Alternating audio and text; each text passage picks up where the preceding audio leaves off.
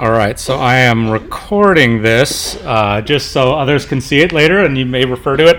There is a copy of the blank contract there if you want to take notes while we're going through this. This is mostly about the contract, but here's a little quick. If you don't know about this, you'll be glad you were here for this alone. Who has a property they want to write an offer on? Like a listing? You mean a fake one? No, just a real one. I won't submit it, I promise. I know, but a real property, but a fake 2170 Dant. Okay, so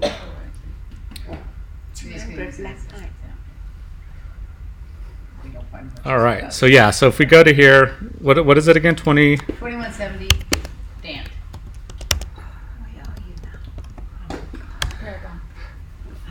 So yeah, so this is obviously this is MLS. You see this? Okay, it's this one, the newer listing.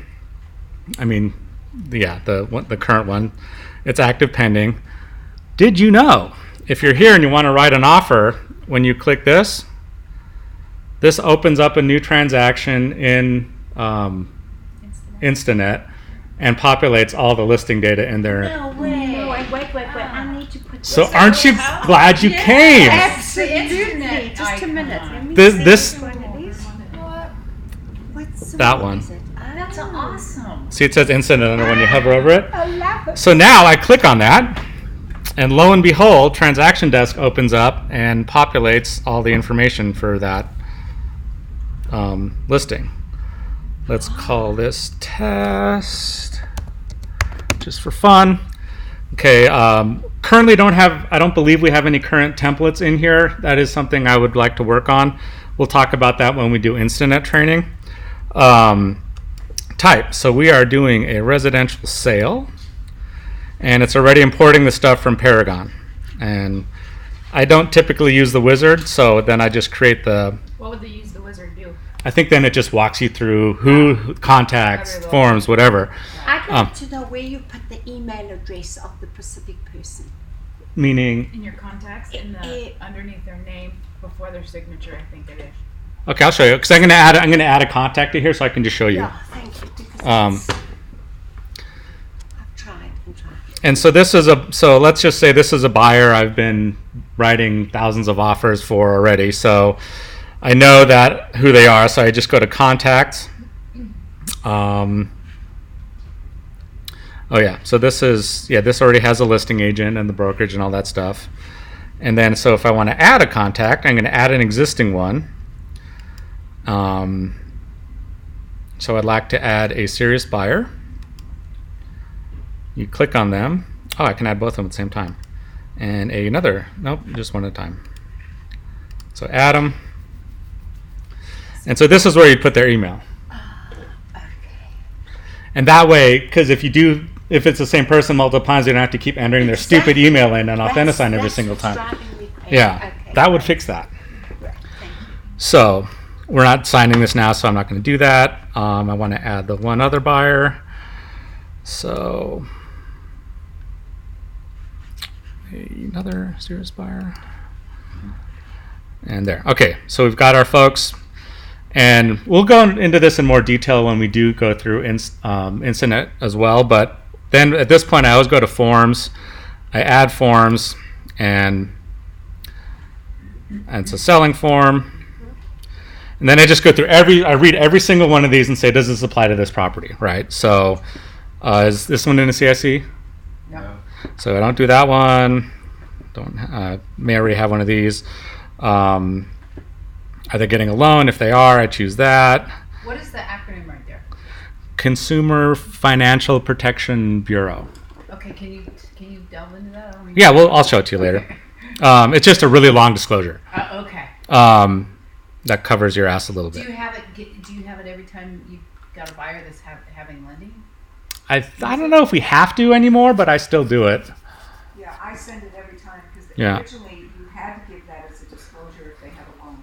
Yeah. But I don't know that they still require it. Right. Dimitri, are you going to also talk about the templates? I am not. This is just contract. So Okay. I'm just setting this up. So in fact, yeah. So anyway, what I would normally do is go through this whole thing and choose all the things I wanted to. We're just doing the O&A, so I'm going to choose the O&A, and I'm just going to add those two documents. And if you're curious what this looks like, It's that, and it's really long. Oh, okay. So if I want to, let's see, O&A. All right.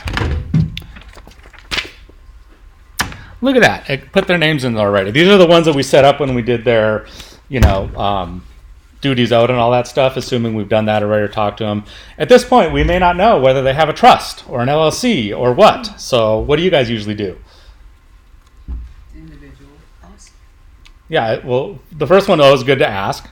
And that makes it easier. But if you're not able to do that and you want, and it's really important that you get this out, and frankly, you've probably already written the offer and then remembered, oh shit, I didn't find out how they're going to buy this.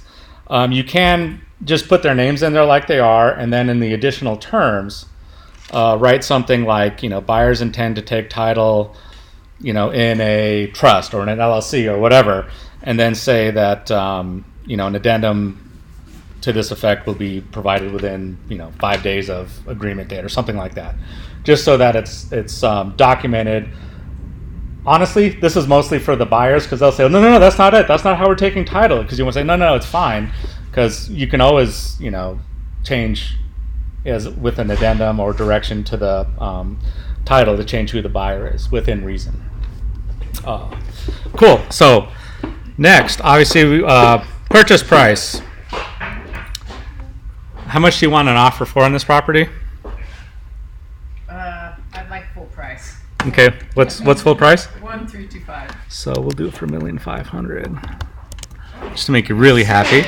No, and then obviously, so this is just simple stuff. It's situated in the city or county, unincorporated. Would be we talked about this at the last Yes. meeting. If you go to the assessor's site and it says Washoe County instead of Reno, then it's unincorporated. So this one's in the city. It pre-filled all the useful stuff there. All right, EMDs. Do you like holding uncashed checks from clients in large amounts? No. I'm embarrassed to say that I found a $50,000 check from a client 6 months after we did something. They obviously never missed it. I didn't cash it, but we shouldn't be holding on to checks. It's just not good. So you can still do it evidence by check or other. And when I say other, a lot of times I'll do, say within 3 business days of, other wired within 3, actually banking days from agreement, right? And then it's payable, it would be payable to, let's say, title company. And so in this, we've already said it's not happening, it's going by check. So if it were to be a check, though, you could, and you don't want to hold on to the check, you could say to be held by the buyer until agreement date, right? So that you're not holding the check. And then you can either go get it from them and deliver it, or you can ask them to go do it. Wiring, a lot of times these days, is easier if people are out of town or whatever. Now, what about the amount? How do you guys think about amounts for earnest money deposits? 1%. Okay. 1%. Any others? Does it drive you nuts when you get offers on a $800,000 property and the EMD is $1,000? Yes. That's it. No skin in the game. I always counter that because it's dumb for them to do that. And I think a lot of people just allow it. And then you get into situations where you're talking to your seller and you didn't tell them to counter that. And they say, well, they're going to walk and you only get $1,000. And they're kind of pissed. So I think 1% is a good guideline. You said 5. That's good if they have it. We'll talk a little bit about that later. There's some additional risk, though, for the since you're representing the buyer. There's risk about liquidated damages, right? So the higher that is, the more they have on the line to lose, and so you kind of have to balance their risk as well, the buyer's risk a little bit. Ideally, as a buyer's agent, you want to make it as small as possible. That still isn't going to be laughed out of the room, right? So it's kind of a balancing act. What about if you do once as being in contract, you then have an addendum saying the earnest money deposit is increased? You can do that. Yeah, after inspections or something like that. Now, after the contracts, yeah. I think it'd probably be safer for you guys after inspections to increase it.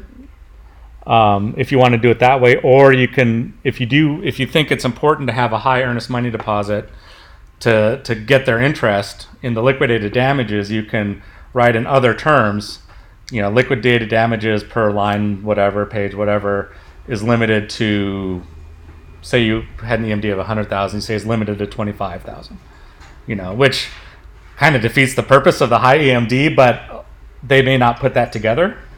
So just a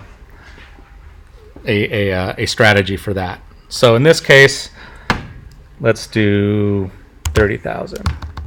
And then what I like to do, so yeah, escrow holder. What do you do with these? Because a lot of times, in private markets, it says, hey, escrow has been opened with so and so. Do you ever fight that? I tried. Okay. So yeah, you can put it in here. It's like chosen by buyer, and then you state it in the terms, escrow shall be opened with blah. Probably not worth killing a deal over, but yeah, I totally get why you'd want to choose it. And honestly, as a buyer, I think you should. Although, yeah. The sellers have reasons sometimes to have a specific title company because of discounts. There are some pretty significant discounts on title insurance for repeat customers or selling within a certain time period or things like that. So that's when you might have another discussion with the listing agent about why they're sticking to their guns with that. All right. What do you guys like to put down for source of down payment? I usually put savings or investments. Anything else? Personal funds. Proceeds from the sale of the contingent property. Yeah. Right. All right. And okay, so yeah, cash purchase, it's not. So, but if, that's a cash. So yeah, if they have it, great. If they don't, actually, I just missed it here, but whenever I haven't, what's the balance of down payment? We'll do a loan here. So I don't know. So what is that, 1.2 million? Actually, this is cash. So this is, anyway, whatever that number is, right? What do you think's a good down for 30% is what, $45,000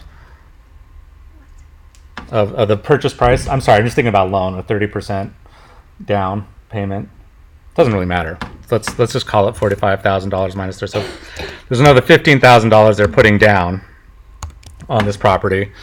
It's not a cash purchase, so whenever there's a blank, I just put a couple dashes through it, just so that something's there. And it's really easy to do. You can just tab through these usually. So if you know it's a first loan, so, oh gosh, 45. Can anyone do the math on this? Oh, the balance. Yeah. Sure. Oh yeah, it's 1,050,000. Right? Yeah. 45 minus. Oh no, it's not that. 1 million, For 465. Oh my gosh. 55. Wouldn't it be 455. Yeah. let's see what it added up to. Yeah. Sorry, I forgot a zero here. So wait, what is the number? 55. Yeah. All right. Putting my engineering degrees to good use here. I cannot do math in my head. I had a calculator. So type of loan, of course. Oh, great. So yeah, again, so if it's a fixed rate loan, it's 30 years, typically, whatever happens to be, interest not to exceed. What do you do with this information? What do you usually put in here? So this is one of the ways that your buyer can get out of the contract, right? So you want it to be close to what rates are now, and you don't want it to look too low for the other agent to say this is bullshit. Then again, I'd probably bet most agents skim over that and don't even pay attention to it. So you want to make it as close as you can to the current rates in case for some reason rates totally spike and it's before inspections, you go, you know what, I'm out. So put some number in here that is low, but not too low.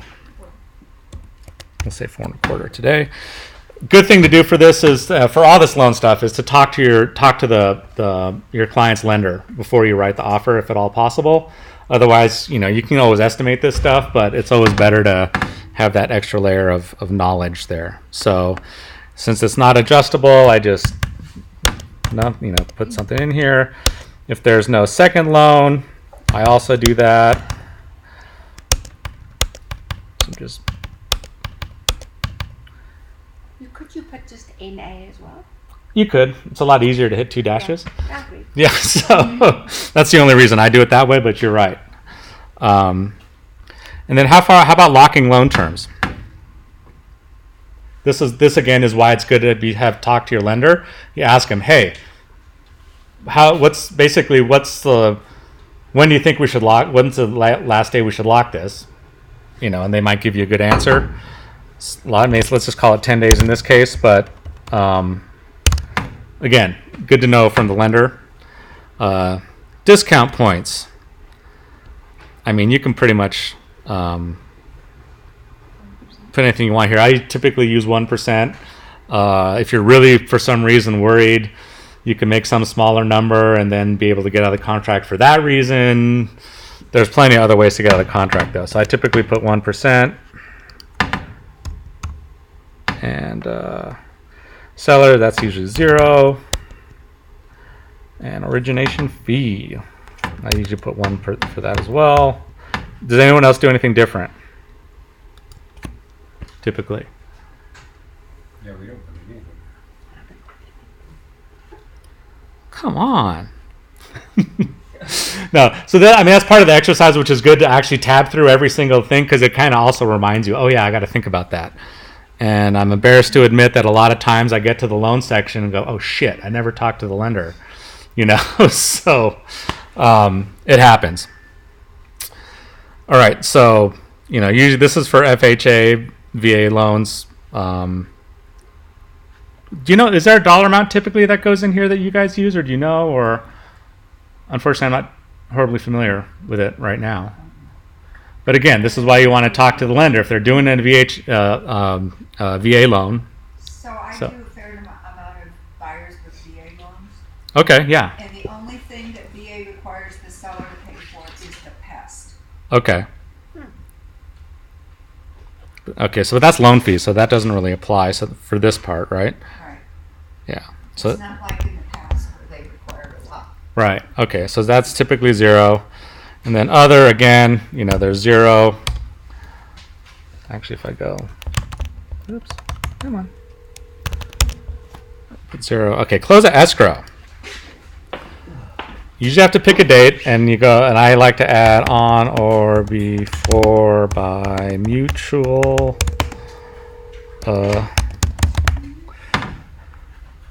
So yeah, so say you're writing an offer today, and you want it to be a 40-day escrow. Do you guys just count off 40 days, or do you guys take into account when they might extend it? What happens if the stuff goes on for 3 weeks before you come to a deal?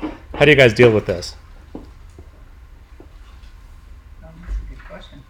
Well, we put that paragraph that you always try to put in and they make you take out. What paragraph is that? It's the additional terms that Oliver has about the extended contingent, Oh, the one Bruno. Yeah. So he always has me do it. Yeah. So I'm like, okay, I'll do it. Fucking Bruno. Oh, hey.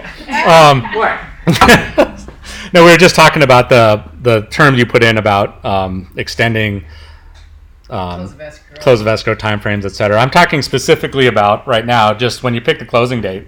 Does anybody actually add a couple days? Say they know it's supposed to be 40, but they add a couple days for the agreement to get agreed to? Does anyone do that?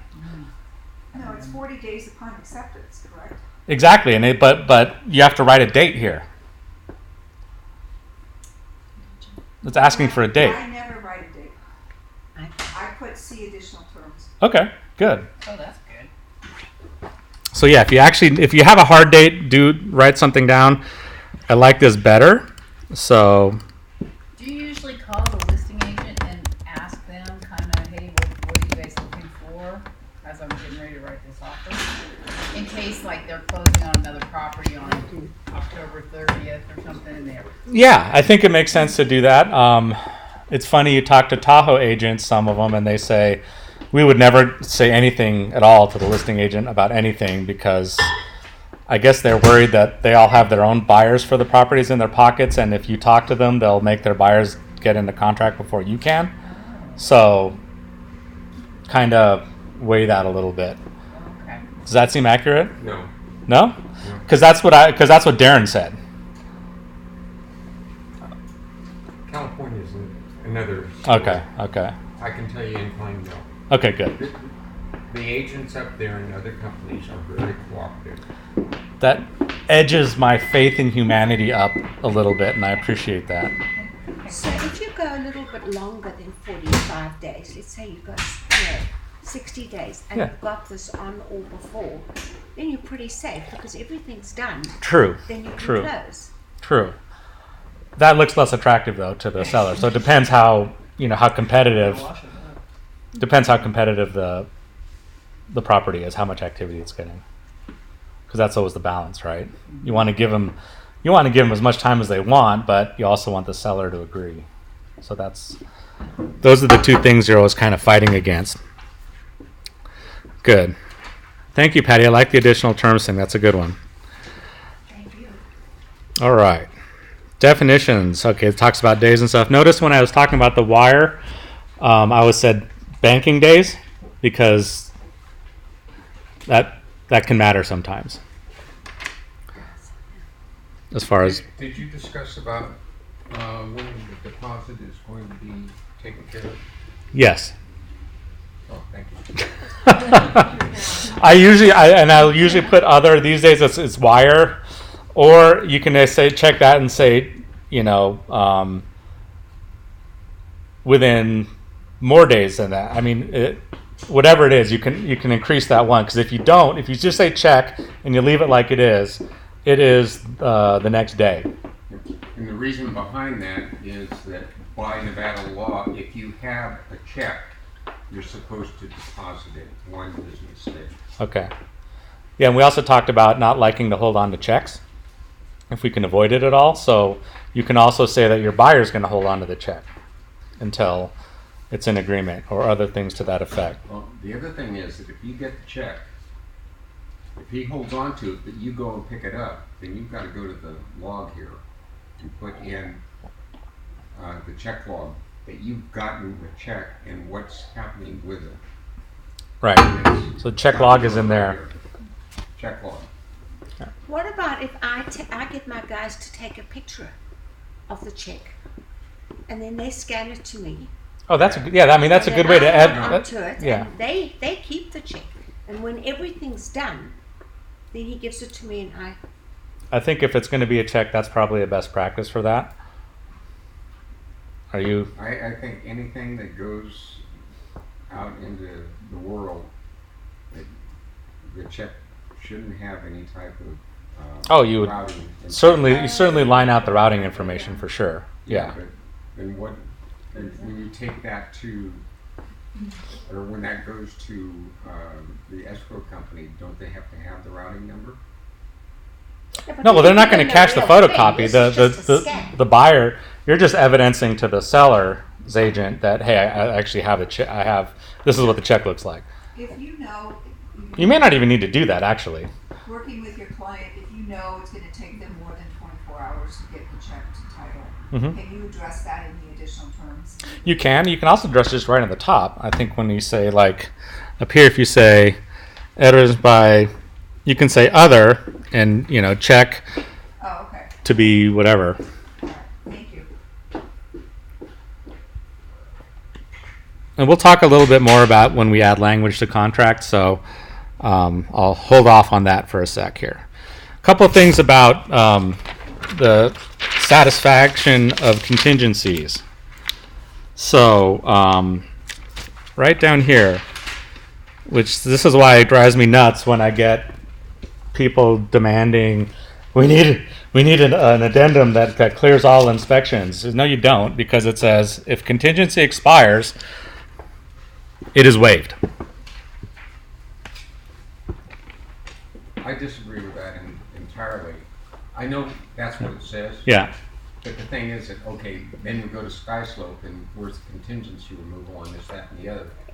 But my personal thoughts is that you remove the contingency, you approve it or disapprove it in writing, Yeah. because if you end up going to court and you have not disapproved or approved the contingency, the court's not going to look favorably, in my opinion. Okay. on that. That's good. I guess my beef is with the agent. So even if you do that in writing, it's not a contractual thing. It's just I've provided you this information that I'm waiving or not waiving. Is that what you're saying, or do you actually do it as an addendum? It's a blank piece of paper, and I say we hereby remove. Right. or Right. Yeah, because it's unilateral. It doesn't have to be signed by the other side. So yeah. No, it does not have to. Yeah. be. But Yeah. What you can do, you can put acknowledged by Mm-hmm. at the bottom, and just have the agent acknowledge. Sure. because Sure. That's not something that commits the seller of the property. Right. Okay. That's good. So you don't write an addendum? Like all contingencies have been. The part I just underlined or talked about is the reason why you don't have to do that necessarily.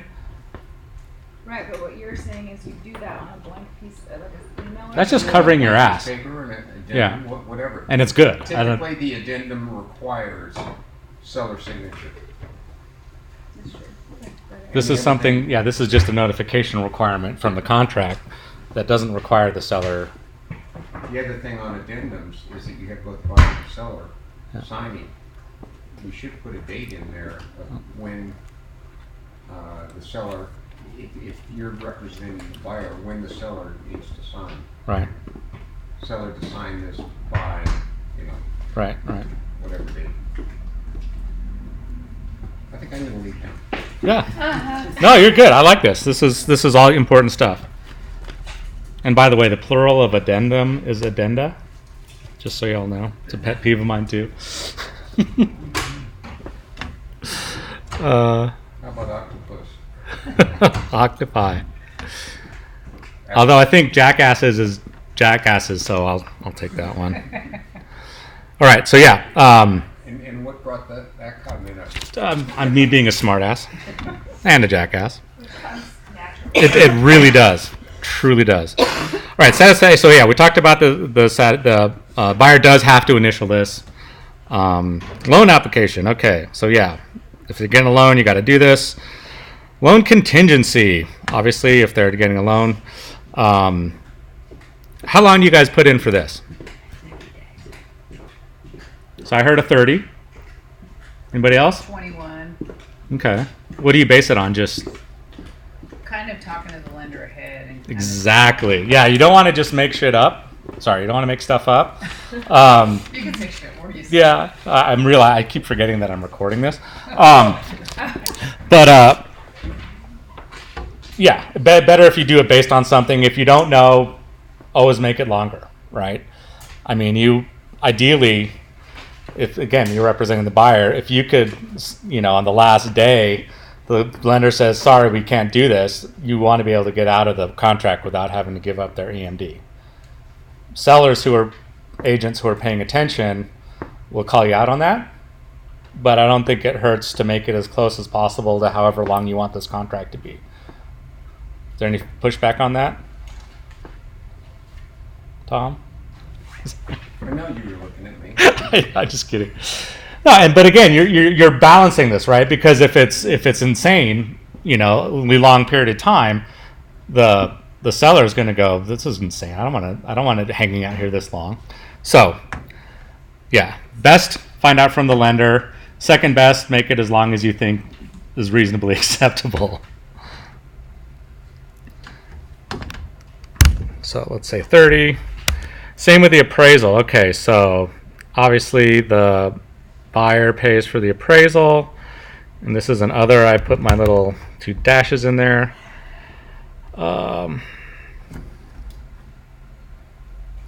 There's not a time frame on that one. All right, and then what about reappraisals? Typically, I would this is a buyer thing. for that. All right, moving along. You didn't get to the appraisal contingency. Oh, there it is. Yeah, I knew there was something else to talk about. That again is a discussion with the lender if you have it. It's nice if you can to make it as long as the overall loan contingency, just because. But it's reasonable that it's a little bit less because they're going to get the appraisal. They're still going to make all the decisions based on that. So more important, I think, if you're choosing which one to make longer, make the loan contingency longer than the appraisal contingency. Say that again? Make the loan contingency Longer than removal longer than the appraisal contingency. I do the same. So, but if, they're saying, oh yeah, we're getting appraisals in about 2 weeks. Okay, I'll put in 21 days just to be safe. If I don't think 30 is going to be, or whatever I put before is going to work. All right, contingencies.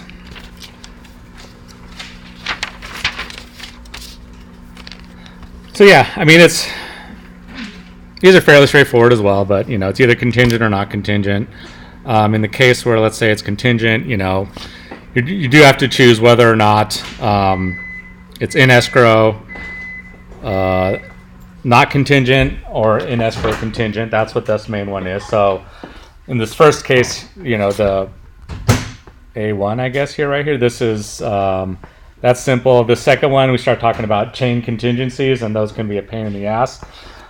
If that's the case and you're in that situation, don't just sort of estimate stuff. You probably need to actually sit down and figure out, okay, I know from this contract that this is when they're clearing their contingencies and this is when they're supposed to close.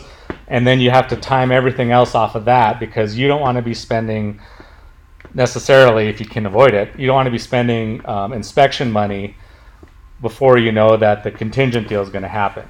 Does that make sense? So you're always trying to minimize the amount of money that your client is spending, if you can avoid it, right? And one way to avoid it is to have the information you need to decide, hey, do I need to do this or not? So that's a little call out there. And then you've got, of course, the ones in MLS here. Same thing goes though for, about accepted offers and closings and all that stuff. You do need to be pretty mindful and careful, I guess methodical, about how you figure out what these timelines are, because it is easy to just sort of estimate, throw something out, and then I've seen it already. As you start seeing some of these timelines and go, these can't work together, and yeah, it needs to be thought through. So we'll just say this one's not, because it's easier than writing stuff in here. And I'm still doing my checking through stuff.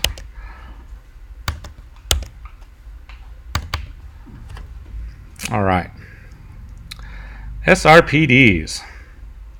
How often do you guys get accepted offers without SRPDs? Can I ask you a quick question before you move off contingencies? No.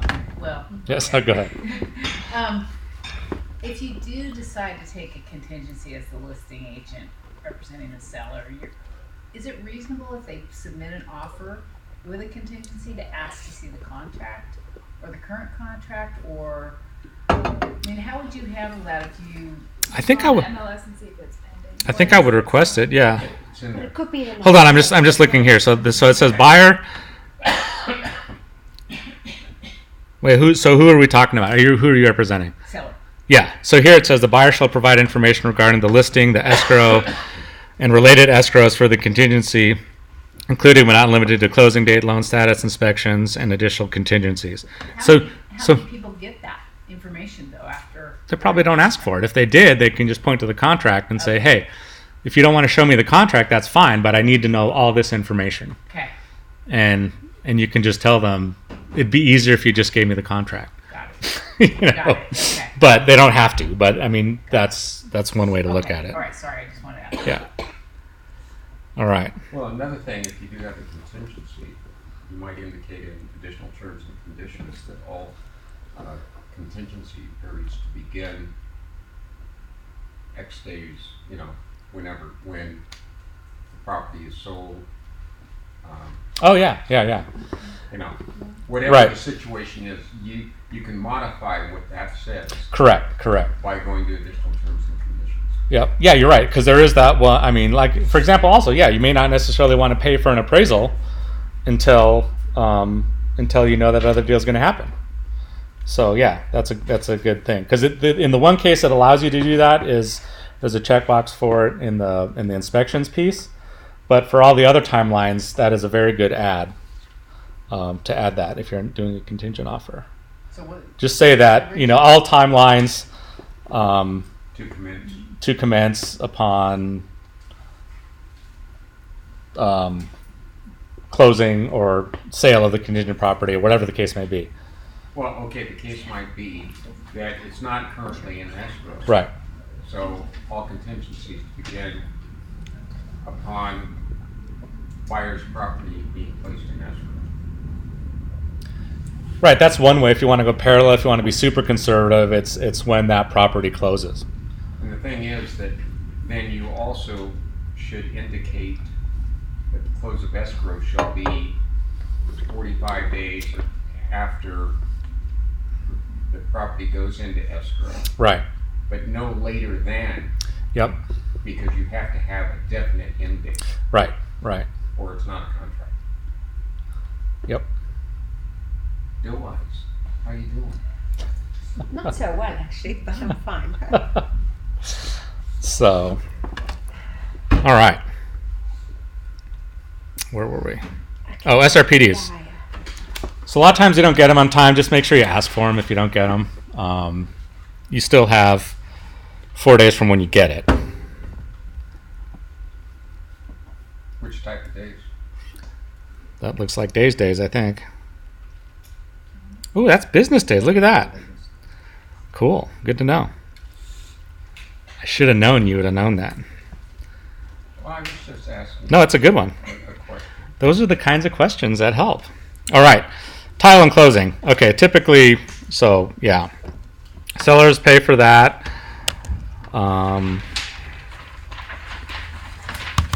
So yeah, tellers pay for the owner's policy. Buyers would pay for the lender's policy. Additional stuff is typically paid by the buyer as well. Closing costs. So escrow fee nowadays, that's pretty much always split.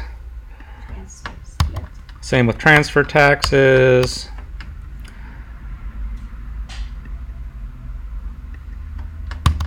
All right. Common interest communities. So let's assuming it is. This one is not, but if it is, so yeah, the resale package, they order it. Transfer fees. I have the seller pay those typically. Yes? Any? And then the setup, buyer, and then everything I can after this, I try to make the seller pay for it if they notice, in case there's stuff there. So capital contributions, I like it to,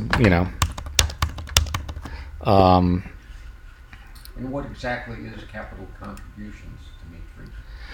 it would be is if there was, say, they did a crappy job budgeting for the new roof that the clubhouse needs, they might request they'll assess a. Is that right? I'm just guessing, but I think that's what it is. That would probably be a special assessment. Okay. So, and frankly, I'm not sure what the capital contribution is. So Okay. Somerset has a mandatory capital contribution that is 1/10 of 1% of every transaction. Ah, okay. So that's a deal specific. Got it. Okay. Every transaction. So you just answered our question. So now we know what it is. So that a capital contribution is just basically an extra tax on people who are selling or buying properties in that community. Okay, so the thing is, then that kind of goes along with the SRPD number 17, Mm-hmm. which indicates is there some type of assessment. Mm-hmm. That's the last thing on Right. disclosure on the SRPD. Okay. And at one time prior to 2000, I'm guessing 6, I have no idea, that the developers had within their contracts that they got like a 1% additional fee if the buyer sold the property.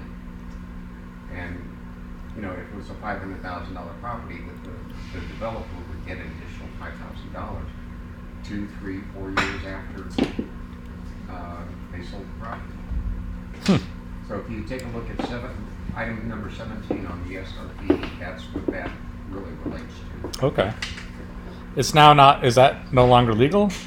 Or is, That's my understanding. that Right. It's no longer legal. and so in these cases, again, I would always put this stuff on the seller because you probably haven't seen the SRPD at this point either. So, it can become a point of negotiation if there is something significant there. So seller will pay that. There is no other. All right, delinquent assessments. Seller, yes. Okay, existing assessments levied, and again, seller. The one place I kind of bend on this is, if there are ones that are levied but not yet due, that's just kind of part of living there. I'll typically put that as a buyer. Depends how sort of cute you want to get on this stuff. If you happen to know that it's big and you happen to know that the agent you're working with isn't very good, you might get away with it. But, that's nothing to count on, and it's the fair thing is for it to be a buyer expense going forward.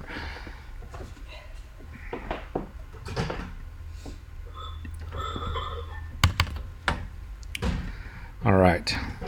I think that one of the very important things is line 36. Yeah. Yes, the buyer has 5 days from the receipt of the resale package to review it. If they do not approve the resale package, then written notice to cancel must be given within that same 5-day period. The thing is that that's rather short because when a buyer has to go through 167 pages of Mhm. HOA documents, and if your guy might be traveling or from the Bay Area, etc., you might want to extend that out in the additional terms and conditions. That's a good idea. And you extend it in extra terms. Pardon? You write that in extra terms. Yes. Yeah, I put that in additional terms to say, hey, the review period for the resale packages is X. So aren't most buyers just gonna say, Tom, what do you think? I'm not gonna read all this shit. Is there anything in here that I need to know? I have very pure buyers and they never say, I'm not going to read all this shit. But the thing is that what I typically tell my buyers is that with the HOA, the rules and regulations really summarizes the CCNRs that directly affect the buyer. Can you put up signs? Can you rent? How many animals can you have? What do you have to do as far as landscaping? Mhm. How about vehicles, where they're parked? That's typically in the rules and regs. So you don't have to go through the whole big thing. Yeah. But then you should always also say, but I advise you still to look through these because there may be things in here that I haven't talked about or that aren't in the rules and regulations. So do you have liability though, like if your client asks you, well, what do you think? You Yes. think it's concerning, and I'm like, I don't know. What's concerning to you? I mean, it just, how far down that's does the have to- conversation, right? It's Yeah. The thing is that I give the opinion because you're getting paid big bucks. And For you sure. should have opinions about this, that, and the other. Got it. And so, this is my opinion, Right. and you may want to investigate this further. Right. No, that's a good distinction. The thing is, I never look at the budgets or the financial statements because I'm not a CPA. Right. And I tell my people right up front, if you're concerned about this, you talk to the CPA. Yeah. Yeah. So that's a good distinction to make, though, because we're kind of in trouble if we make representations about things that aren't true, or but if we say my opinion is this, I advise you to, investigate it further. We were always taught go to the source. Yeah. So just say go to the source. Yeah. Go to your lawyer, go to your CPA. I'm not that. Right. But I always give opinions Yeah. because I'm getting paid a lot of money But And ultimately, it's I their feel that I should have the responsibility. balls Right. to step up and say something. Sure. Pardon my We expression. know Yeah. you do, Tom. I agree with you. Yeah. I offer that based on my experience, these are the facts. However, those are third party issues, so clearly going to the source is gonna give you the best Yeah. solution. Yeah. And I'm not a CPA, not a lawyer, Sure, and sure. blah blah blah, legal disclaimer, but that doesn't mean that along the road we all haven't learned a lot about some of these issues. Well, and that's our value to Yeah. Tom's point is knowing stuff. Yeah. We just want to steer clear of definitives. Like, oh, absolutely, there's nothing to worry about. You'll be fine. Is not usually recommended. One question I have is coming from a different discipline where I always followed up phone calls with clients with emails. That's a good practice. I noticed that we all do a lot of talking on the phone with clients, and then is it important to follow up that phone call with a written email saying what we just discussed? Like in this case where Tom would say, you should check with your CPA Yeah. about the financials on the HOA. Would you then Yeah. follow that up with an email, Tom? Excuse me. It's just a great way of doing it.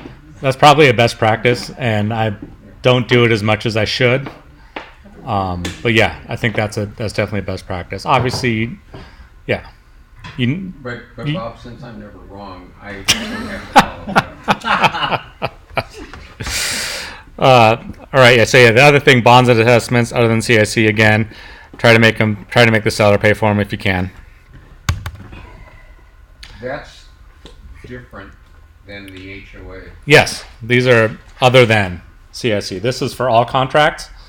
For all properties, whether or not they're in a CIC. So if there's some kind of, assessment, I believe they're assessing the properties on like Old Southwest where they're repaving Yeah.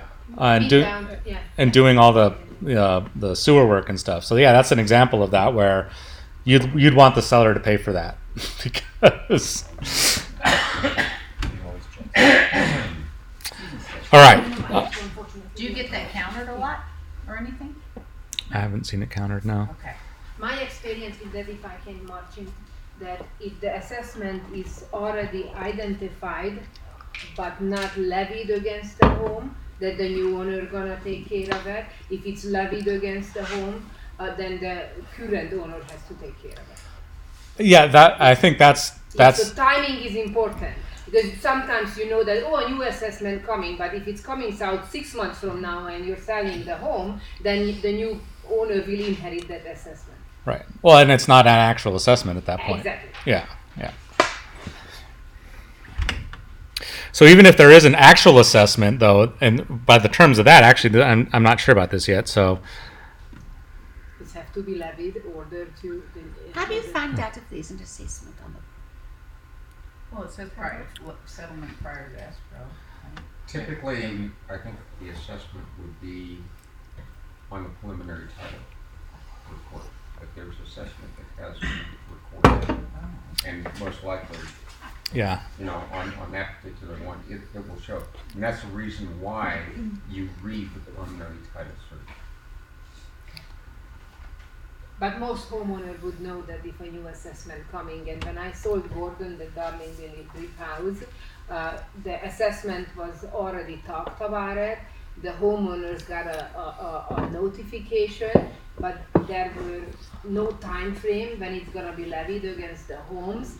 Therefore, I had to really push the buyers that, excuse me, that's not our responsibility. It's gonna take another 2 to 5 months before this assessment gonna be levied against the home, and by then we are not a homeowner. And they can piss and moan as much as they want, but the new owner gonna inherit it. but you can also price that in to your offer,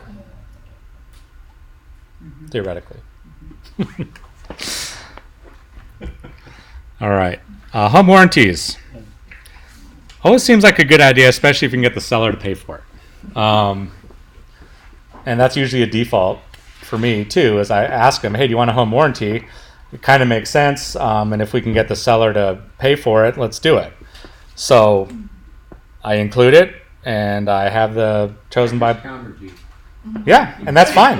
And you totally can. Again, some people don't. And Because so they don't read the contract. exactly, and that's not your problem. You know, again, you're writing this on behalf of the buyer. So then if some dumb agent didn't read it and then box at the end, do you enforce it? Yep. You know, What about Well, yeah, and then you can just say, "Hey, I was in the contract. I wasn't hiding it. I didn't like sneak it in there. It was there the whole time." Would $500 be a good amount usually, or do you usually go? What are they at now? I've used Depends on the square footage. $395 and $495. Okay. For like a okay. I've used 600 recently just to make sure I covered everything, but For the big homes, it's much higher.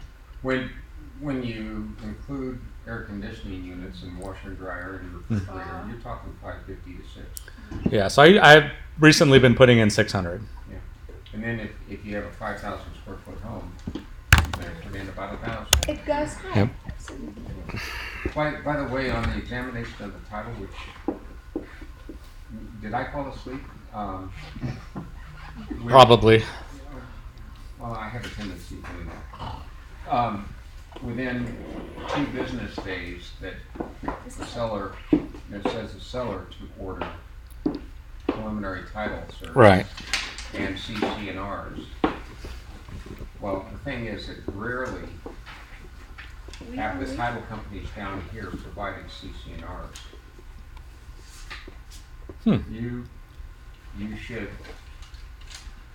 You should request CC&Rs also be included. And then when you get the preliminary title search, you should look through all of them.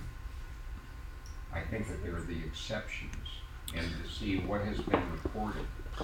Yeah, those CC&Rs should be in the title report, of course, and a Tycor anyway. The links should be there as well, aren't they? I'm always asking for it, and I'm always asking for there's certain exceptions, certain documents that have been recorded after the initial recordation of the CC&Rs, and I take a look to see what type of recordation it is, whether or not I ask the title company to provide those. And when the title company provides, you should read, see what it is. Oops. okay, I'm confused about what you need to ask for. I'll show you later. It's a secret. No. So you're suggesting in additional terms, or just a requesting of title when they do this to say, hey. If the title company doesn't provide it, I say, I want the CC&R. Okay, so yeah, if it doesn't come, just Well, yeah. and what happens on the time clock? If you don't get the CC&Rs, but you got the prelim, does the clock not count for Well, technically, for it would the not response? start until you have the CC&Rs, because you have to have all of the documents Right. in order for the timeline to begin. And that's essentially the same thing is true when you have a purchase agreement. Part of the purchase agreement is the SRPD. If you don't have the SRPD, technically, the timeline does not begin until you have all of the documents. Realistically, they start when you have the O&A encounters, Sign. and if you have an addendum that is associated with that. You know, The addendum shouldn't affect timelines unless it's an explicit extension of something. But I believe, correct me if I don't know if I'm right or wrong here, but it seems to me like that's one of the sort of differences between countering and an addendum. Because if you're countering something with a request, that it's forcing the seller to agree to that in order to make the agreement happen. If they say, oh yeah, we'll sign an addendum that does X, Y, Z, and then you agree to that contract, they may or may not have to actually sign that addendum. if the addendum is part of the contract, the original portion of the contract. In other words, you have various documents on page 9, Yeah. and it says addendum, then that addendum also has to be signed, Oh, okay. because it's a part of the contract. That makes sense. So sometimes you don't know if there's going to be an addendum, though, when you're negotiating back and forth. Yeah. So that's where it becomes, I think, somewhat of a problem. So again, if just remember, if you need something to be in the deal, make sure it's part of the offer or counters. So what would Sam. be the point of doing an addendum outside of the counter? Why wouldn't you just put everything in the counter? Some people don't, for some reason that I don't understand, because they want to get it in the contract Yeah, first. yeah. That's their priority instead of what it is. Again, if it's something then that the buyer really doesn't want to do, they have a bunch of different reasons or ways to get out of the contract, right? But it's just a waste of everybody's time. So So, so the accepted contract date, is that actually the contract or the counter? counters. Counter went inside. When actual terms have been agreed to in their entirety.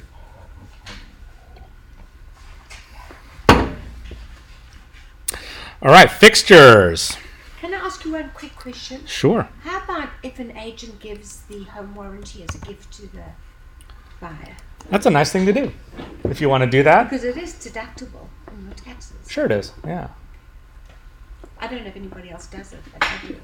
I think you get to that point, if you ask for it for the seller and then the seller says no, then it shows some goodwill about doing that. Why not let the seller pay for it?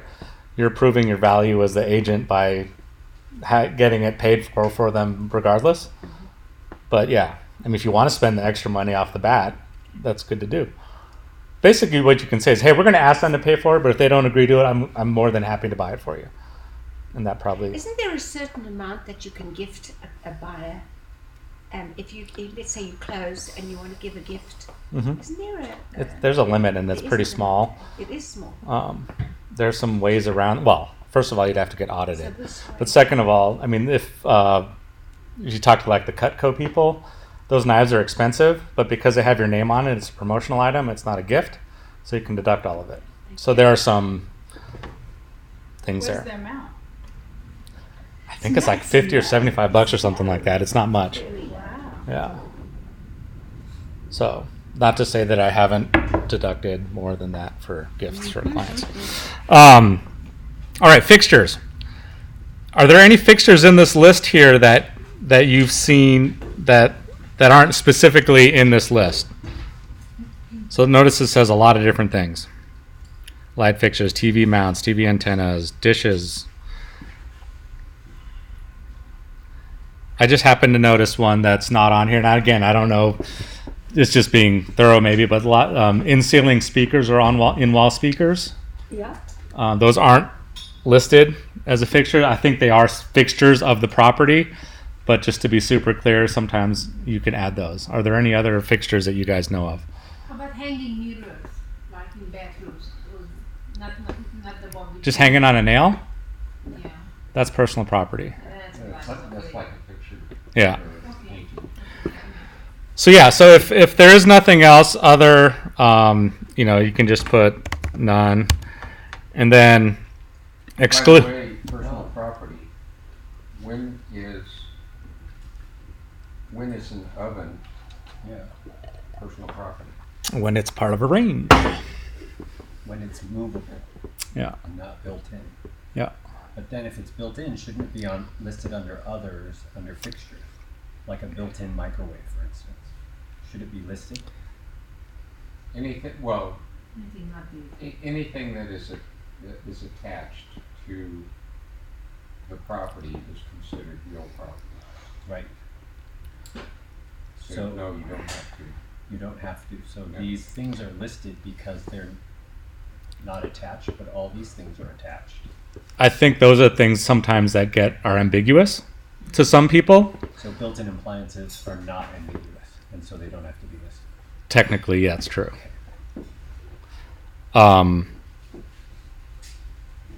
Yeah, so excluding, I usually then type in no exclusions. Okay, even spell it right sometimes. Personal property. This came up with an agent. Anyway, there was a thought, oh, well, it's in the MLS, I don't have to put it here. That is not the case. You have to put everything listed in the MLS as personal property, assuming you want it, in this as personal property. Susie. Or if you print out the MLS 3, 4, whatever pages, sign every pages, and on that it's mentioned that whatever is subject, personal property is included. Would that be enough legally to cover our two sheet, or we still have No. to put it in there? You should, because that's not part of the contract. The O&A and counters and addenda and all that stuff, that's the legal document. All the other stuff is other stuff. Yeah, I think we can rebound that, if I may. Sure. If you on the, I think last page of the contract say that whatever documentations are included in this offer, and you put in that additional 4 pages of printed MLS, then it's part of the becoming. Then it is part of the agreement. So Yeah. you could do it I'm right thinking there that though. way. But it's cleaner and easier to do it right here It and is, clearer. I'm just asking, yeah. Yeah. That goes back to the video at the beginning. Be clear. The thing is that you could do it right there on personal property. See attached MLS Oh, that too. Yeah. information sheet or, you know. Okay. That, yeah, and again, that any way that you can actually literally pull it into the contract is one. If personally, I would rather list it all out here. But yeah, those are ways to do that. Yeah, it's again, your goal is to be as clear as possible. Page are we on here? You're taking all the fun out of it. If fun means getting sued, yeah, I'm happy to take the fun out of it. Yeah, exactly. So, so yeah, you have to list those, and if there's anything else that they want, and again, sometimes the MLS says, you know, furniture is negotiable or whatever. My thought on that is if it's not clear what's included as personal property in the sale, that you want to remove that from the contract and explicitly say that, you know, furniture or whatever is to be negotiated in good faith outside of escrow. The reason for that is because people are strange and emotional, and sometimes will torpedo a deal because they can't get the ottoman they wanted, which is stupid. What do you guys think? What happens if they forgot to write the refrigerator or the washer dryer or something in the contract, but then they say, well, the MLS shows that it's part of. You can rely on their goodwill, but I bet in court they could say, no, you didn't. It wasn't in the agreement. Does that seem right? Yeah. And Tom, don't you generally like to have all personal property outside of the contract? Well, except for refrigerators and ranges, I think those seem to be standard. Well, the other reason for having it outside the contract is that lenders do not lend on personal property. Right. And if you have personal property that's worth $25,000, the lender gets the appraisal for $1 million, let's say, will reduce the value of the property by $25,000. And if you have an 80% loan based upon $1 million, you're not going to get it. You won't get the 80% of the million. You'll get 80% of the 975. Right. So, but if it's in here as at no value with no warranty, does that matter or not for the lender? At times, the lender, it does matter because they'll say bullshit. Okay. Yeah, that makes sense. And they have the ultimate say. Okay. So typically, when it comes down to personal property, talk to the lender to see how it would be best phrased.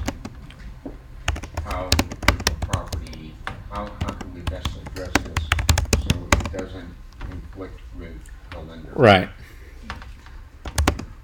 So yeah, want to be careful of high value personal property as it relates to loans.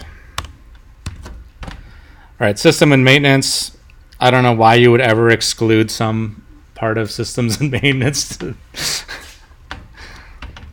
So I always write specifically no exclusions. No excuses. Nope, no exclusions. Oil, propane, there usually isn't any. If there is, I always include it with the sale. Again, another small point that may or may not come up. It just gives you a little bit. All right. Inspections. So yeah, if it's contingent, again, this is the one place that we mentioned that if it does delay this timeline and this timeline only based on the contingency, if this is the case. So, depending on what the deal is here, what do you think is the longest reasonable inspection period that doesn't get laughed out of the room? 21 days. I would probably say 30 days. Okay. And it would be because of what happens if you're asking for a survey. Right. So this is, again, make it as long as you can while still being able to provide a reason for it to the seller's agent if they come back to you for it. Because, longer is always better for inspection periods. Obviously, if your buyer says, I need to move into this place in 2 weeks, great. I would still then put this at 2 weeks so that should anything happen or should they find anything or for any reason they need to get out of the contract, they can do so up to the last possible moment based on this. All right. Every single line here needs a check mark. Because I don't know. Yeah. I don't fill it out every single line. But you should, because it's ambiguous if you don't. The reason for doing that is that I don't know if I'm. Filling it out means waived or NA as well.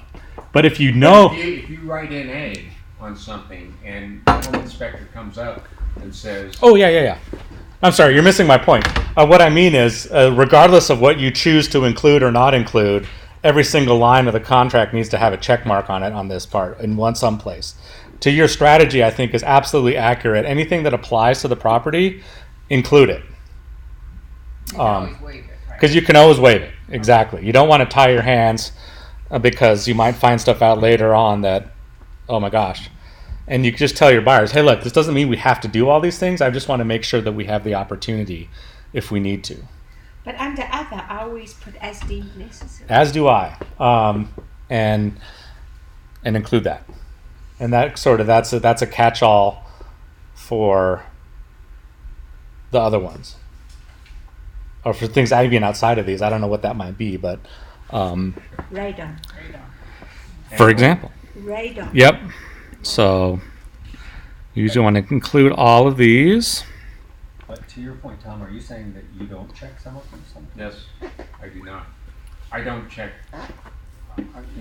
obviously, I don't check survey well. Well, it depends if they have a well. I just leave them blank. But that's bad. No.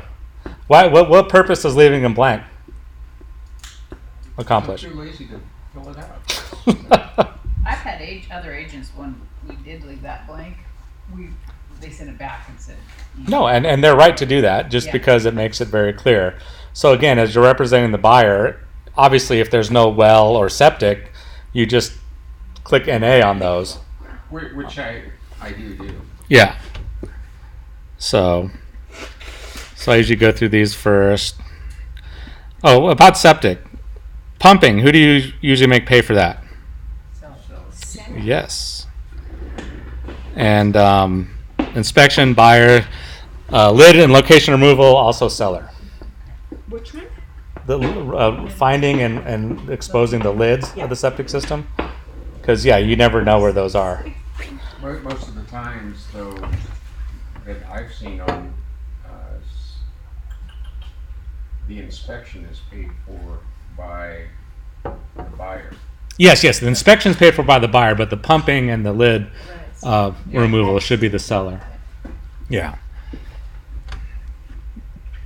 So if you include this one, buyer, this one would be seller. These are buyer.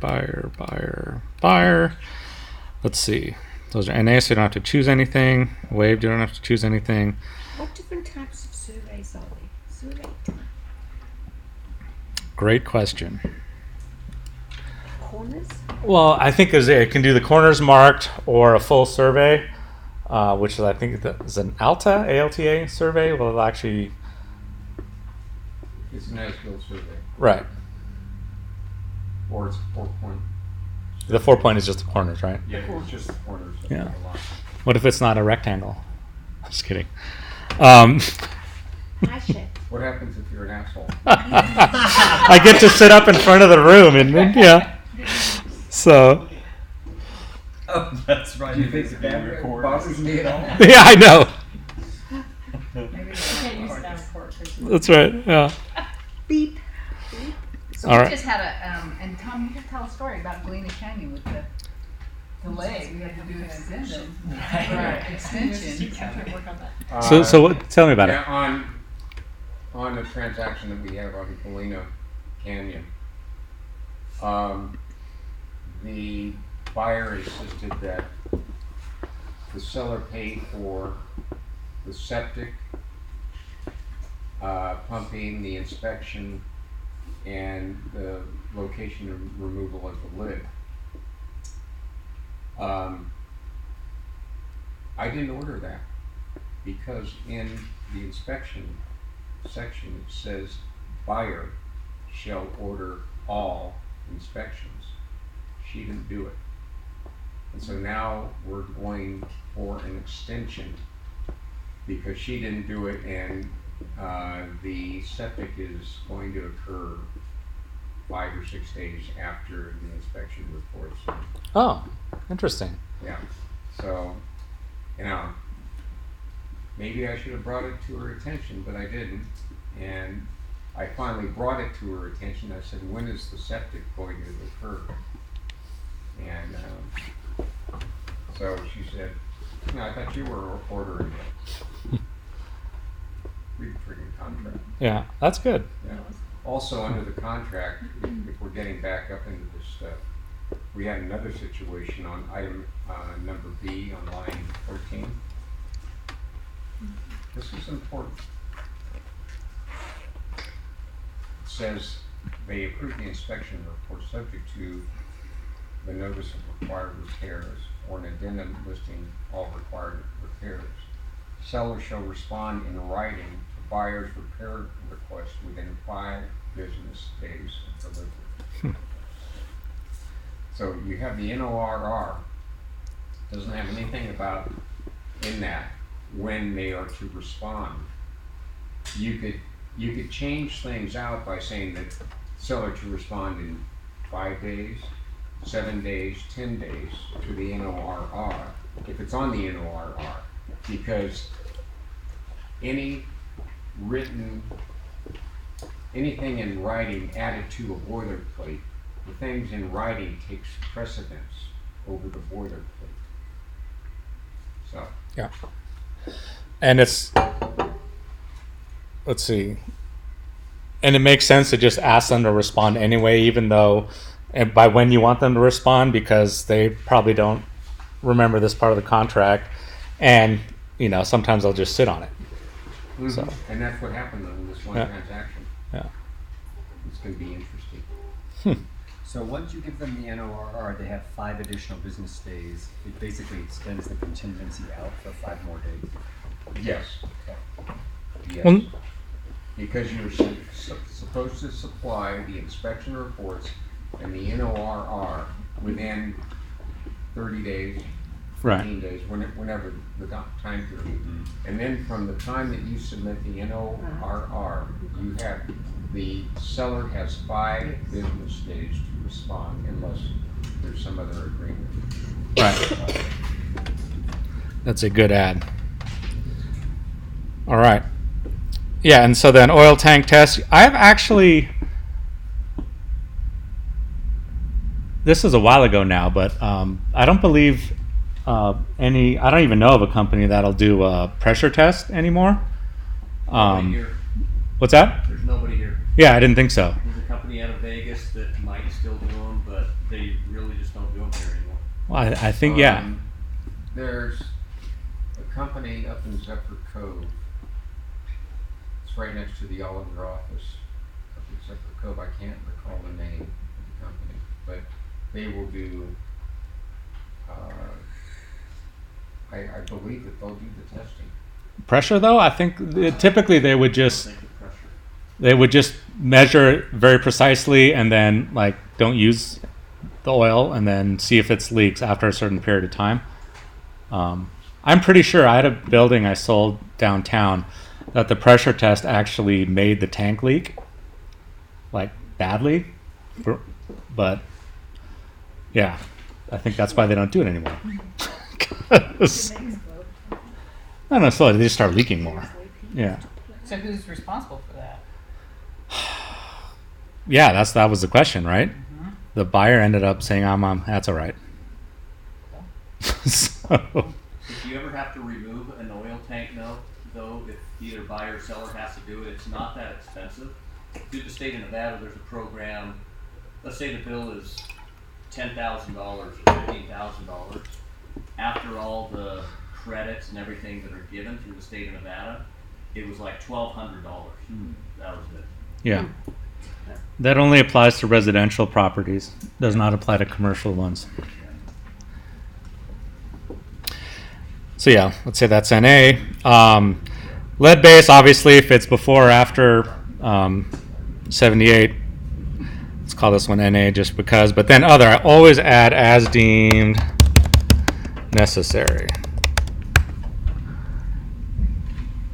Include it, and then if there's not another other, you can just waive it. So yeah, seller does that. Now for the fun part, repairs. This is a continual topic of discussion. When should you and shouldn't you put repair amounts in? How do you go about doing that, and how do you address things that you find in inspections? How do you guys decide whether or not to do a repair allowance? What are the considerations? I pull mine out of an orifice. Okay. Yeah, that's my assistant Uma. All I was told, never Out of put my ass? nothing, always What's that? put something. Yeah, you might as well. I mean, it's free money at that point. The Age of home. what's that? I think if the home is older, I put more. Yes. Yeah, that's Newer home, I put less. yep. I think one of the things to keep in mind is, when you're going and touring and viewing the house with the client, there are some fairly obvious things that you see in the house. And all those things sort of in your mind and as you're talking to the buyer and also when you're presenting the offer is pricing in the stuff that's observable. Because I think, if you come back, say you put up, $500 here and you come back in your NOR that you want all the windows replaced, that the seals were broken. It's like you saw the window seals were broken and you should have seen that the window seals were broken. That should have been priced in my opinion. It kind of changes a little bit if you're saying, hey, I need my offer to be high enough to be accepted, and I'll worry about the other stuff later. And that's another way to do it. But there's always that bit of balancing. As a listing agent, and I'm starting to really think hard about this, is to get the home inspection report up front. Okay. Don't get the most severe home inspector, but get somebody Yeah. that's somewhat in the middle or maybe a little bit above middle as far as the quality of the home inspection. Yeah, that's a great way to then the seller knows too. Hey, I realize this is there and I have to do this and I have to disclose it. And Jackie and Bob just did that on property down on 2000 March, and did they end up paying any cost, or was it as is? It was as is, they took the credit, but What was the credit? 1,500. Okay, but then how much did they spend to bring things up to snuff? Oh, probably $6,000 total. $6 Just grand. the seller okay, before bringing it to market. Yeah. how did they feel about that? They got more money for the property. They're thrilled. Right. They got above asking by quite a bit. But in the beginning, they balked a little bit. Yeah, they balked a little Yeah. bit about, geez, that's why we're selling. We don't want to do all this. Right. Yeah, but they also had a family friend who happened to be Kent Sweet, and so we had an 84-page report. Yes, kids like And we that. went back and forth about, like, you know, Tom was like, you have to disclose that.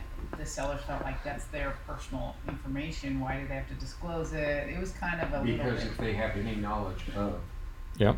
as the SRPD said. Correct. Yeah. But I'm not arguing the point. I'm just, you know, that was a little aggressive to provide to a potential buyer could be like intimidated by the results of that. Sure. Then that would be the risk of doing that. Yeah, because it's the same thing when you're in escrow, right? Too. So say the seller hasn't done that. You're buying the property as you're representing the buyer, and they only put $500 in repairs, but you get this laundry list of stuff from the inspection. Your leverage with the seller at that point is you have to disclose all this stuff now. So it's in your interest for us to get this done. Figure out a way to make everybody happy, because they'll have to disclose it. And so by having them do that first, you head that off completely, which is nice. Right. But you know what's interesting about that? You say you have to disclose that. We had the buyers on a property in Saddlehorn, and upon the inspections, we found that there was a major water infiltration problem in the crawl space, and that would be a very expensive fix to mediate and remediate. And so our buyers chose to back out. The property then turned over again and sold for more money than we were in escrow for. And how do you ever know that was disclosed? I mean, I know that's not your problem at that point. Right. You don't. I mean, but I mean, if I were their agent, Right. I would sure as hell disclose that, because what is it? They're liable for triple. Yeah. What you do is you get a newspaper and you clip out all of the words. You mail it to And then them. you go to Tonopah or something like that and mail it from there. Yeah. Can I ask one quick question? Sure. Going back to inspections. Yes. I just sold a house and everything's fine, but now the guy's texting me, this sprinkler's broken, that sprinkler's, this one leaks. How many of you actually get the sprinkler system checked by the inspector? They usually don't inspect it.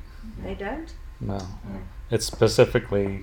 You have to write it in. Typically, it's specifically not included in inspections, like if you read their contract. Because they won't turn on anything. No, Yeah. right. Yeah. So in other words, if somebody wants that, then you have to write that in an addendum or under additional terms. Could you put it right there? Well, Irrigation? Well, you can do as deemed necessary. It's like, hey, Irrigation Yeah, there. yeah. And then you get a gardener to come in and do it. yeah, that would certainly be Okay. worth doing Okay. if that's if that matters. But yeah, And I mean, also like fountains in some of these homes in Montreux. Ah, I mean, it's right. unbelievable. right. And they're expensive. Yeah, no, that's a good one. So again, you want to put a number in here. It's nice to get something up front. I suspect, I could be wrong here, but I'm wondering, the psychology with the sellers is odd, I think, is if there's, sometimes when you say 0, and they say, hey, you said you'd buy it like it was, that's their stance. By the same token, hey, you said you were only going to pay $500 or whatever, we've said this many times, the purpose of doing inspections is to find out things you didn't know about and you can't readily see. Peretti has no knowledge of this whatsoever, but yeah, I mean, and so that's the reason you do inspections. If and sometimes even that doesn't find what the problem is, but assuming you do find something, you are very well within your rights, and your buyer is well within their rights to ask to be compensated for something that they couldn't readily have known, regardless of what amount is put here. There's a lot of buyers out there too. They're like adding things, not repairs. They're treating this like, well, if there's a missing, I don't know, closet door. Well, I want a new door installed. Well, the door has never been there. Yeah. That's an add. It's not a repair of any kind. We're Right. getting a lot of that now. They're treating these repair allowances as Broken in. to modify the house instead of making various repairs. Right. Yeah, I mean that's Wiring bills. that's part of the education process that you have to go through with your buyers when that happens. I think if you're representing the seller, you say, hey, no, that doesn't seem to make sense to me. But what are you guys' thoughts on when you have to actually do repairs? Do you go for a credit typically, or do you want the seller to repair stuff? Preferably credit. I think it makes it easier on everybody. And it gets done the way the buyer wants it done. Yeah. Can there be more costs that are incurred that you wouldn't know about if you do it that way? Yes. Yes. Because that's why I see a lot of that too. It's all the credit, but I just feel like if it was me, I would. The I thing want is, it all fixed the thing before. is that repairs sometimes take so long to get Right. a licensed person. Right, and right. everybody available, it totally pooches your contract fee. Right. So if there is major stuff, you may need to actually extend the due diligence or the inspection period enough to get actual estimates for things. Right. Because the other thing is you can't just make up a number and expect the seller to say, okay, yeah, we'll credit you that, if there's nothing to back it up. Right, right. So, yeah. But yeah, I always preferred credits as well for the reasons John and Tom said. You know, it's simpler. It happens in a time frame that doesn't mess up escrow, and it gets done by the service provider that the eventual owner of the home, you know, can control, so they can control the quality of it. Let's say that you put $1,500 down as far as the repair costs. Mm-hmm. And you've gone through the property and you see 4 or 5 windows that have failed and some other things. And Mr. Buyer, in order for you to get this property, I think that we have to put in $1,500. But you should anticipate that you're going to probably spend between $500 and $7,500 on the property because of the repairs. But if it exceeds that, then that's something that you should negotiate out with the seller of the property. So, like if you said $5,000 is what I anticipate would be the cost, and it comes back that the cost to repair is $7,500, then you would negotiate the price between $5,000 and $7,500 and say, let's just split the difference and have the seller pay $1,250, credit you $1,250, something along that line. John, would you do something like that? If I have a house like that, let's say 3 or 4 broken seals, I'll typically put that in additional terms and conditions and have that repaired by seller above and beyond That's the notice of required repairs. That's good. But then they say, no, we won't do that. So, Then I pull something out of my orifice and Yeah, then you. Well, yeah, if they say they won't do that, then you counter back with a lower price. Yeah. I mean, you know. Right. But yeah, it's good to make those things explicit. Actually, I mean, there's a lot of those things that are visible like that. You know, your argument could be when you're presenting the offer to the listing agent is we've priced in X, Y, and Z into this offer. You know. we've priced in the repair costs that we think will actually occur. Right, based on what we saw, Yeah. which includes, you know, windows or the lack of paint or whatever. Okay, Paint is cosmetic. yeah. Yeah, but if it looks like shit and it needs to be painted, you'd price that in your offer. Well, and it's not really necessarily cosmetic either, True. because if you have exposed wood, you've got, you know, more stuff goes feeling on. then they change GA. Yeah. We'll have to keep it. Yeah. Yeah, but just be mindful of what's visible and what's not when you're actually just touring the house and not expecting it, because you'll get pushback from sellers, I would imagine, if, you know, there's a hole in the roof, right? And you offer full price, and then you say, "Oh, hey, we want you to repair the roof." I go, "You saw the roof, right?"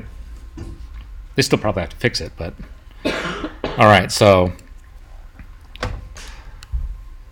because we're doing your listing, Jackie, there's no repair allowance on this one. Right? Yeah, re-inspections. How do you guys deal with re-inspections?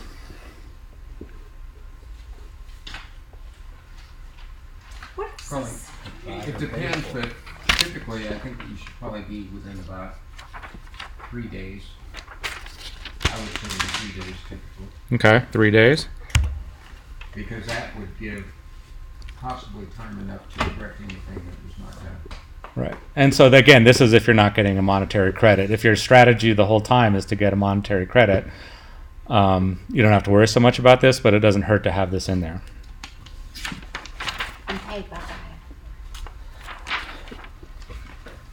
Yeah. And when do you do the final walkthrough? There's no time period there. There isn't one anyway, right? Pardon? There wasn't one. There's no final walkthrough date. Right. It just says they shall be allowed to do a final walkthrough. Yeah. But when do you do it as a real estate agent? Do you do it on the last day or the day before close of escrow?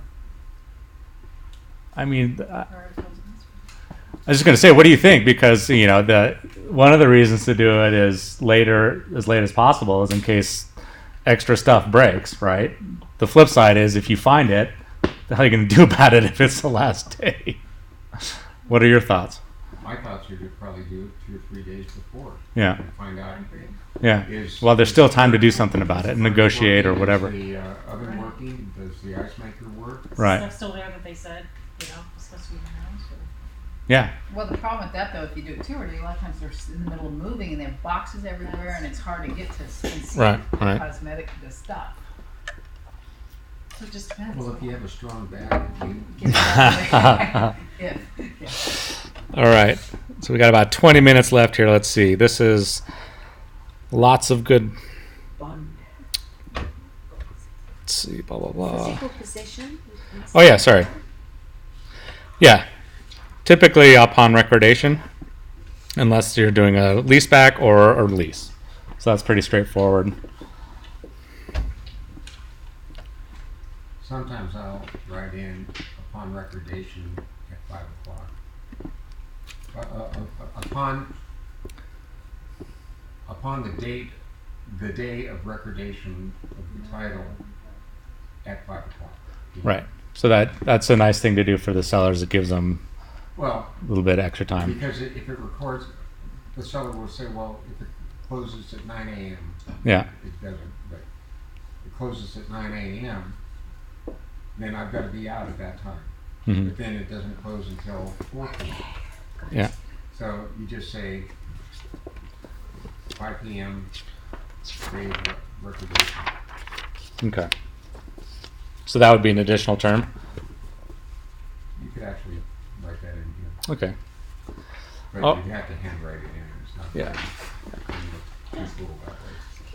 You can theoretically do that in AuthentiSign as well, typing text in or any other number of PDF type things, but In AuthentiSign, you can write in here. you can add text. Yeah.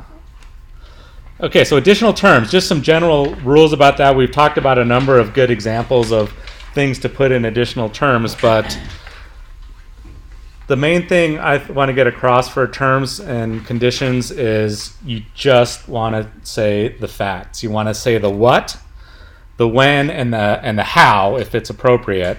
You do not need to say the who because you can only talk about things relating to the buyer and the seller. You shouldn't be putting things in about the agent doing this or that or something like that because the agent's not a party to the transaction. And it's against code of ethics. Yeah. Put in something about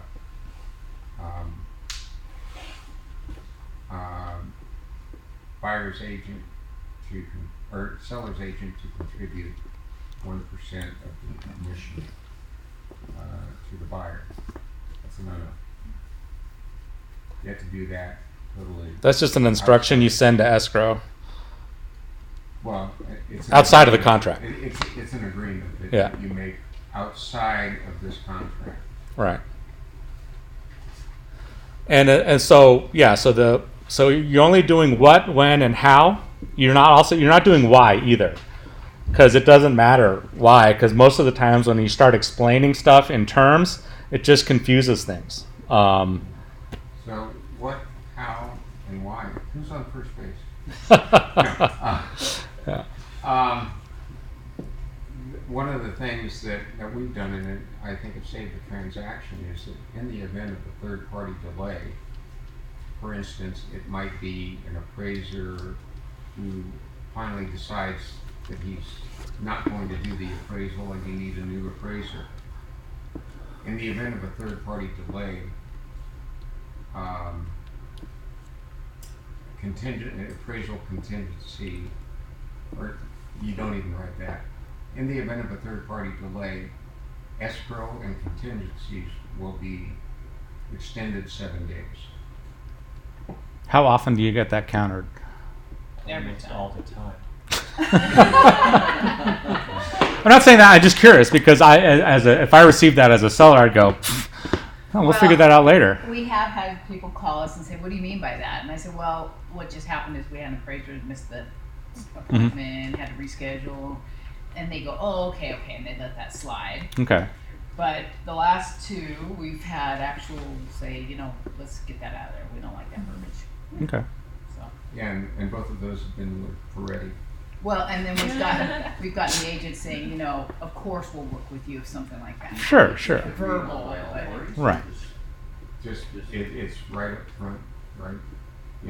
So you don't have to renegotiate it later. Yeah. Rejection. Yeah, rejection. Yeah. Crush us, John. Well, no, and that does. I mean, and that does protect. Oh, yeah. Obviously that protects your buyer because the seller might be sitting on a full price cash offer that they got as a backup after yours, and you missed that deadline to say, oh no way, I'm not extending that. Also, on the repair costs, if you supply the NORR and the costs is you're requiring the sellers to do all of these things, and right about here is where you exceed the $5,000. Yeah.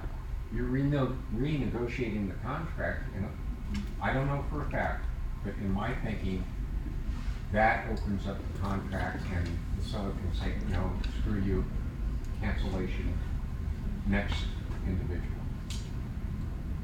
who has full price. Yeah. Which again is a good reason to be asking for money, but for your buyer's sake, knowing what you think it's going to cost. Right. So yeah, thing on terms, additional terms, addenda, counteroffers, all that stuff. Just the facts, no explanations. Make sure you're saying what it is that you want specifically, and if it relates to a specific place in the contract, put it in. Page 3, line blah of the O&A, just to be as clear as possible so that it's not ambiguous. And if it requires a when, for example, on an addendum, that's a good thing to say, seller agrees to respond by. Well, actually, I don't know what that helps if you put a deadline and they miss it. Okay. I take that back. So you shouldn't say on there they agree to sign this by X date, but you can say seller agrees to provide whatever I'm asking for by a certain date. Well, the other thing is that seller to provide buyer personal property list. Period. Yeah, that's not clear. Okay. Yeah. And the thing is that, when is the buyer, or when is the seller going to provide that list? Yeah. And if that list is provided, and it's 2 items, he provided the list, so he's in contract, but the buyer's saying, This is not what I thought. Yeah, so I'm out of here. Well, he can't be out of there for that particular reason, because the seller did exactly what the contract called for. And the buyer didn't ask for the right to approve or disapprove of it. And if you put in and buyer to approve, that's still not enough. Buyer to approve within 5 days of receipt or of the personal property list. Yes, I guess the thing to add at that is read it through and say, is this open-ended? And if it is open-ended, is there a reason for that? There probably isn't. Close it. All right. I'm going to skip over some of this language here because we're running out of time. All right, buyer default. So I talked about this a little bit at the beginning when we're doing earnest money deposits, right? Obviously, it's simpler if it just gets lawyers don't get paid if you choose option A. Whether or not that's cheaper or not, who knows? We talked about if you do have a really high earnest money deposit, you are, because you think you need that to get the deal, or you're just sort of trying to prove intent, you're also putting your buyer at risk of losing that if they should default on the contract. So one way to handle that is to, in the additional terms, say liquidated damages on page 9, lines 10 through 20, or line whatever it is, shall be limited to $25,000, let's say, if your deposit was 100. Again, if they connect the dots, then what was the point of putting $100,000 in? Great. If they don't, you're protecting your buyer, right? So if you do feel it's really important to have a high EMD and to sort of make that losable, I guess, by the buyers, then your job as an agent just got a lot more serious, because it's always serious, but when you start talking about damages, those are damages actual for your client. So so I actually tried recently, because there was a very high deposit, I initiated B. I had the buyer sign B on the assumption that whatever the legal fees and damages are, it's going to be a hell of a lot less than $100,000. Of course, it got countered. They wanted the full EMD. We ended up agreeing to 25. So, How often does it happen in actual practice that the buyer loses his EMD? I don't know. How many times has it happened in your career? I can't really think of one. It's never happened. Well, I think once a guy, they set it up as non-refundable in the first place, and walked. So it's rare. It's very rare. Typically, yes, I agree. So most of the times you get them to sign A. Yes. So let me ask you on Authenticign, when you're in there, a lot of times they have and I've sent it out to people, and it's a choose. Mm-hmm. And sometimes I've discussed with them like what we recommend, and they go, okay, that sounds fine. So I go ahead and just slide it in where they can only check A. Yeah, I was just going to suggest that. Is Yeah. there some liability though for you because you're kind of choosing it for them, even though you've had a verbal discussion about it? Possibly. So what would you Make sure I had the discussion with and them. document it or something? Yeah. Document that they gave you verbal approval. Well, they're still deciding whether or not to sign it. So, Okay. they might play dumb, but you can just say, look, no one's forced you to sign this, so Can't you mark it as optional. must and then option? Yeah. You can, yeah. Then Yeah, you can, but a lot of option. times it comes back clicked both boxes. Oh, that's true. Yeah. Because they're just going Sign through and going everything. click, click, Yeah. click. Yeah, they're not reading the contract, Yeah. so that's something these are things to go as you're reviewing the offer with someone to explain. Okay. Before you submit it, this is what we're doing and this is why And we're then you doing do it. an email saying review document with client. You could, yeah. Or just saying document everything. Well, but you would have to go through and literally write every single thing. that No, you you could also just say, per our conversation, I've set up the contract for signing based on our discussion. Got it. Okay. Well, then they would just come back and say, "Oh, you didn't discuss that." The whole person. And they say, yes, I did. Here's the email. Yeah, you're right. There's maybe, right? But at least you could. The Yeah. other crappy thing about Authenticign, and I've talked to them about this numerous times, is when you send that email, with all those notes on that Authenticign that you make, it's gone. I They wondered don't about say- that. There's no record There's of like. no record of what you say on that Authenticign email, and that's total. Yeah. Yeah, There used to there's be a some lot of liability. talk to that. I I think- agree. Patty told me that she sends it to herself as well when she sends it, and then she does have record of it. Oh, that's That's a good. good idea. It's smart. Well, we can delve deeper into that when we look into Authenticign and Instinet as well. Yeah. I want to know how to do that. I You was just going to CC. speak out of Just turn. See CC. yourself in the. I But it don't pops. know how you add. That's what you do. You can just add yourself as a part. You said that you can add verbiage. Oh, add into content. the- Yeah, I'll have to. When you hit edit, wow. Okay. But what are you talking about? Are you talking about just in the email you sent that said, "Hey, here's what we talked about"? Yeah. Yeah, like when you send that final Customer. Yeah, you signature customize. field, that email, there's no record. Oh, okay, yeah, you're right, and you can't even prove that that's the case later. I don't think, because unless you copy and paste that text into the one you're sending to yourself, Yeah. and then they have to believe you that you actually did that. If I don't it know. goes out in Yeah. your CC, But don't your you CC get that doesn't. same? Yeah, No, you when CC you yourself when on you that customize. customized part. You can CC yourself and that email will come through. But Yeah. Oh, you can. Okay, Yeah. okay. Oh, never mind then. Yeah, perfect. Yeah. All right. So just moving on. Okay, as far as things, so anything that you've yes, Or check. yeah, Um, got 7 minutes. consent to act, I think should go down in the following addenda and exhibits shall be incorporated. Because the consent to act has to be signed by both parties. And the thing is that the seller or the buyer is acknowledging receipt of the consent to act. But it should be a part of the contract.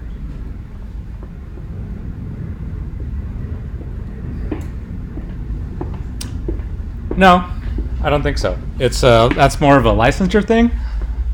It's because they still have to agree to it by Nevada law, but I don't think it's the part of the agreement.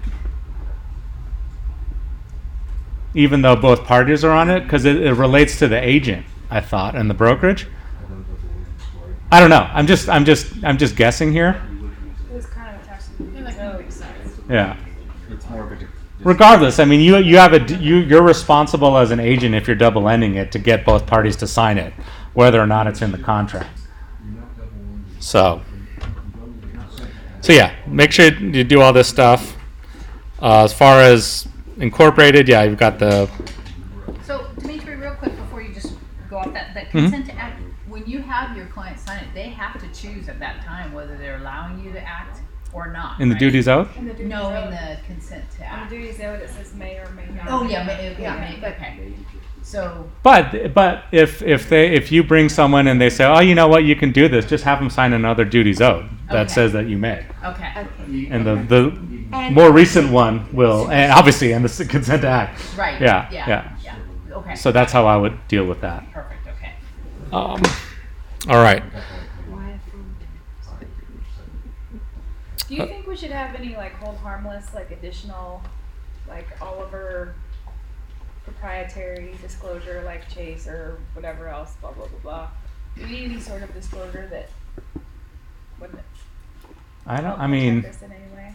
I just see a lot of other brokerages have additional disclosures. they do. I mean, and honestly, your clients don't have to sign those if you don't want them to. Yeah, but in the most recent transaction, Dixon Real Estate indicated that that's part of the contract. Oh, and the other terms. Yeah. So you can either sign it or counter that you don't have to sign it. But You know, and then Coldwell Banker has the most ridiculous extended SRPD Oh yeah. that I just say, there's no way that we're gonna sign that. So, But if it's in. oh wait, they have it as something the seller's supposed to do. if the seller's supposed to sign It's like all an of this additional 5-page, 7-page, whatever it is, seller disclosure, Oh, and it's coming from a buyer, Coldwell Banker representing the buyer. huh? They have this extended Yeah, SRPD, and yeah, they say, we're not signing that. definitely. Yeah, counter that, or So just counter. don't sign it. It's Well, counted. if they list it as part of the agreement, you need to counter that you're not going to sign it, or that's not part of the agreement. Right. Yeah, so that you're right. That's good to look out for. So yeah, I guess as when you're representing the sellers in these, just make sure you read all this stuff. Put this whatever was published. I get 20% on this one, right? And then expiration offer. How long do you guys usually allow for expiration? Or what does it depend on when you make the decision? Depends upon where the seller is, depends upon how hot the property is. Yep. You don't want the listing agent to be out there shopping, so Right. you make it really quick. Yep. And in the event that they get back to you late, then you're gonna have to have an addendum that says that the expiration date on the purchase agreement is hereby extended to whatever date. It's gotten pretty bad out there. Like agents just don't give a shit anymore about the expiration date. Yeah, that's not good. But the thing is that if the transaction proceeds and everybody continues to act like you have a contract, the courts will say you have a contract. So it is kind of a technicality. But I guess the proper way to do it is like I don't believe it's right to extend the contract in a counter because the contract's already expired once you wrote that. Is that right? I disagree. So you do extend.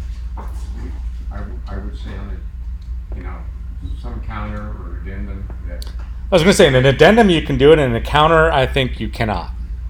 Why is that? Because once you've submitted that counter, the agreement that you're countering is no longer valid. I don't know. It could go either way. Yeah. Best thing to do is pay attention to the timelines and do stuff within it. If you can't,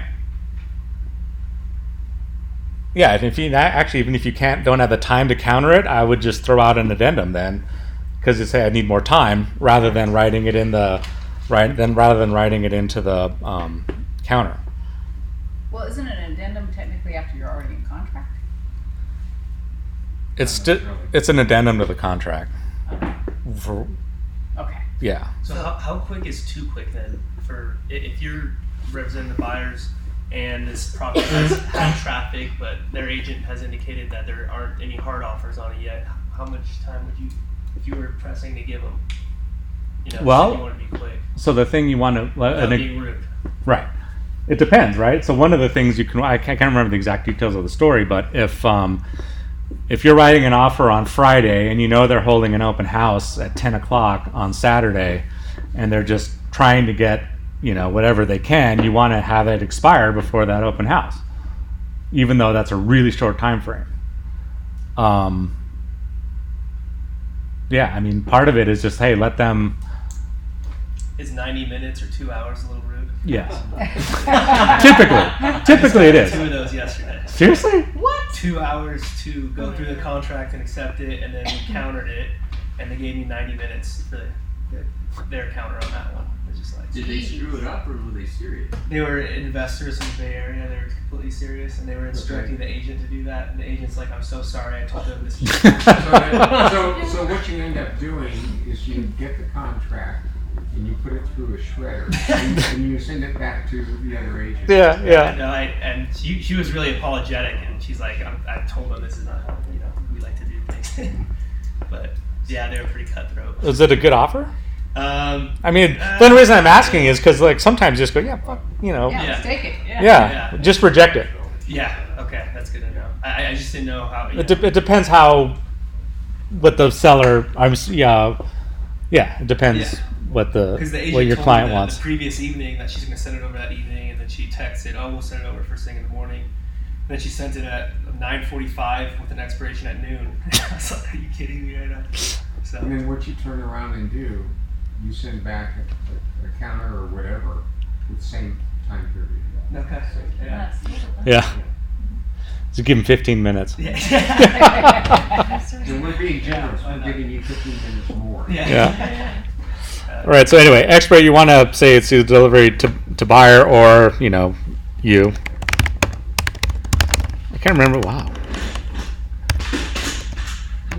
On or before, whatever time makes sense. So it's 12:02, so we'll make this 12:05 p.m. today. Anyway, and then you only have to sign this if you have a check in your hand as the agent. And so that's the offer. We talked a little bit about counters as well. You know, if you get a counter, then you do a counter to counter, and if they come back, they're going to have to write, or should anyway, on their first line of their counter should say, this is counter offer number 2 to yours, and then if you have to counter that one, you write on there, this is counter to counter number 2, you know, and then just you can, well, you don't want to do that for too long, but Right. that's what you end up doing. So I think that's all I had for this, which, only 3 minutes late, Very good. Thank you. and I hope to God this recorded.